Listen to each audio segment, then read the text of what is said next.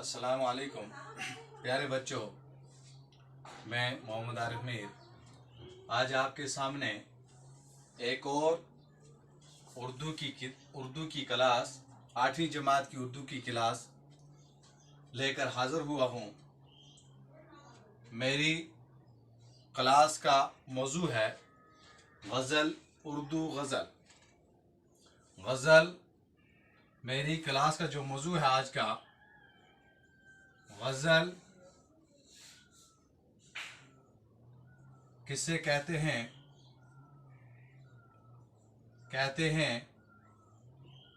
और गज़ल कैसे वजूद में आई। प्यारे बच्चों, गज़ल की जहाँ तक हम बात करते हैं, गज़ल फारसी ज़बान के लफ्ज़ गज़ाल से निकली है।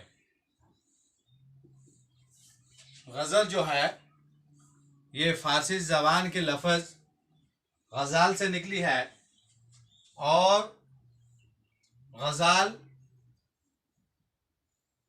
गज़ाला हेरन के बच्चे को कहते हैं। फारसी ज़बान में गज़ाला हेरन के बच्चे को कहा जाता है। और जिस वक़्त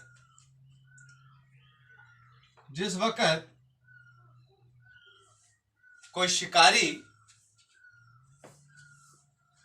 शिकार करने के लिए हिरन के बच्चे पर शिकार करने के लिए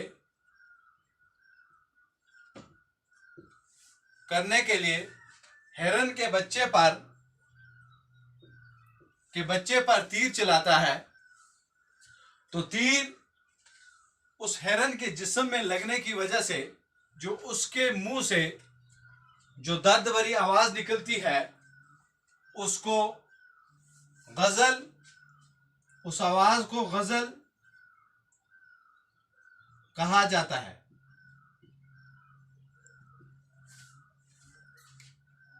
उस आवाज को गज़ल कहा जाता है। गज़ल बच्चों, गज़ल उर्दू की मकबूल तरीन सनफ़ है। गज़ल उर्दू की मकबूल तरीन सनफ़ है और गज़ल उर्दू की मकबूल तरीन सनफ़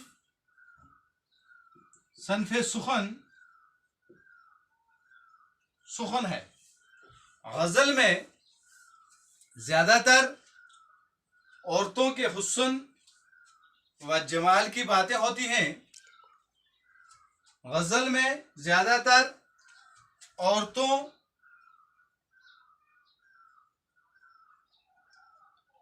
के हुस्न व जमाल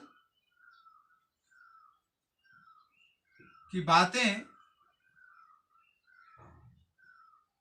होती हैं। जब शायर अपनी गज़ल को शुरू करते हैं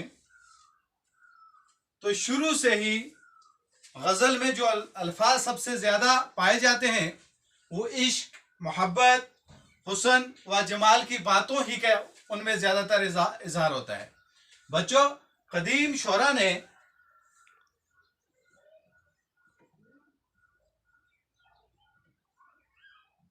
गज़ल को सिर्फ इन ही अल्फाजों तक महदूद रखा था, यानी कि सिर्फ इसमें हुस्न, इश्क और मोहब्बत ही तक अपनी गज़लों को महदूद रखा था। इससे आगे नहीं जाते थे। मगर जब बाद में गजल का चलन ज्यादा हुआ, ज्यादा ज्यादा गजलें चलती आगे निकलती गईं, तो जदीद छोरा ने अपने कलम को रवान दवा रखते हुए, आगे चलाते हुए, इसमें जदीद छोरा ने गजल में इजाफा करते हुए गजल में फलसफा, इखलाक, तसव्वुफ,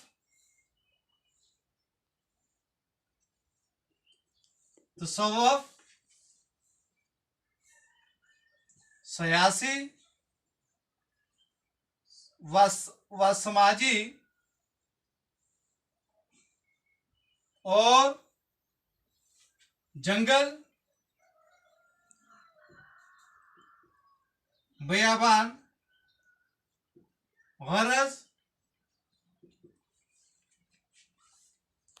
गरज हर एक चीज को अपनी गजलों का मौजू बनाना शुरू कर दिया।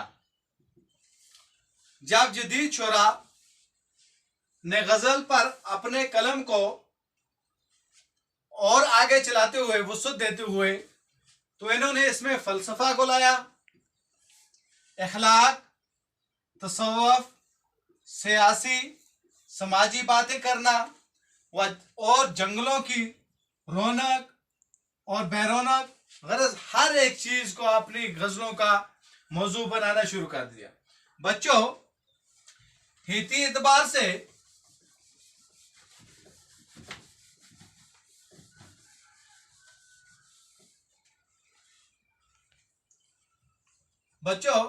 हैती एतबार से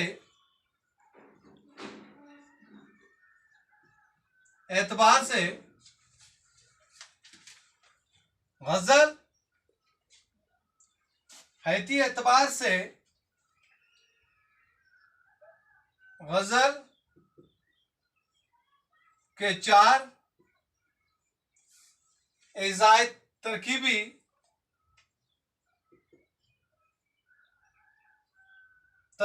हैं।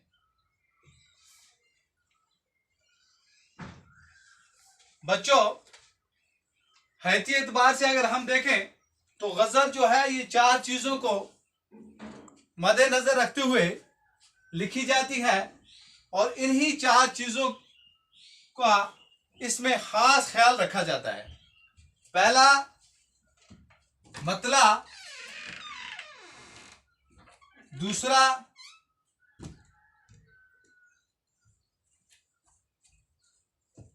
मक्ता,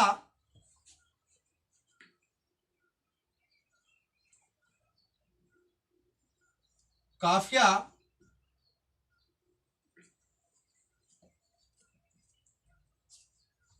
रदीफ। बच्चों, मतला जो है, इसमें मतले से गजल का वो शेर, मतला गजल के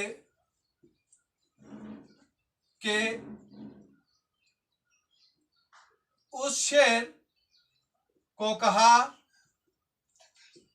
जाता है जिससे शायर अपनी गजल की इब्तिदा करता है। बच्चों,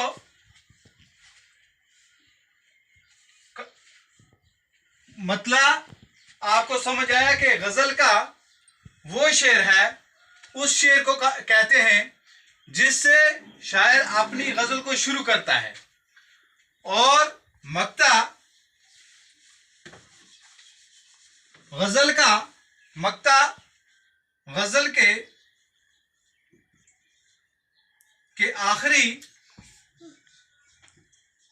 आखिरी शेर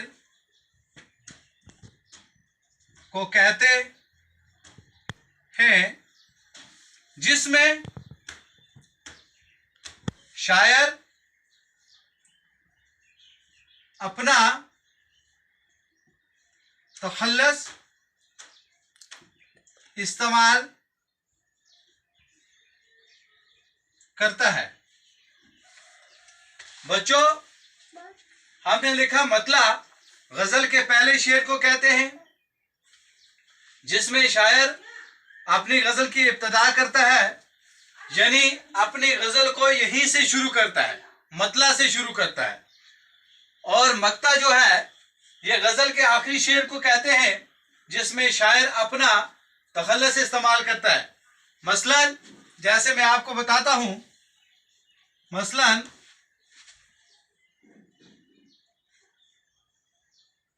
काबा किस मुंह से जाओ गे गालिब, गालिब शर्म मगर तुमको नहीं, शर्म मगर तुमको नहीं आती। तो बच्चों, मैंने आपको कहा कि मक्ता जो है इसमें शायर अपना तखल्लुस इस्तेमाल करता है, यानी अपने नाम को जाहिर करता है। तो इसमें गालिब जो है ये आपने समझ लिया होगा, जब गालिब का नाम आया इसमें तो इसी को क्या कहते हैं, मक्ता शेर कहा जाता है। अब काफिया और रदीफ, काफिया और रदीफ वो शेर है जो आखिर में एक दूसरे से हम आंग हों, मिलते जुलते हों। जैसे मोहब्बत, मोहब्बत सिला भी बेकार, बेकार भी है, ये शाख, ये शाख गुल भी और तलवार भी है। बच्चों, इस शेर में काफिया और रदीफ जो हैं ये बेकार भी है और तलवार भी है, ये काफिया और रदीफ हैं। शेर का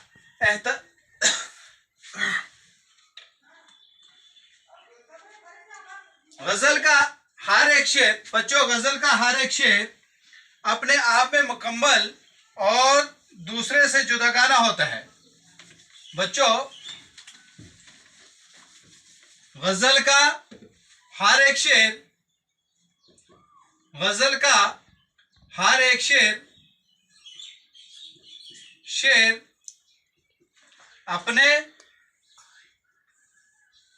आप में मुकम्मल होता है और एक दूसरे से जुदागाना भी होता है।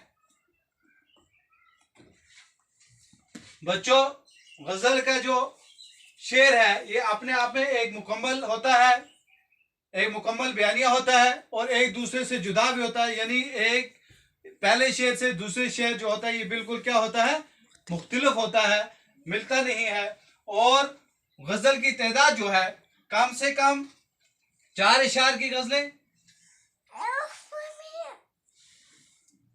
गजल के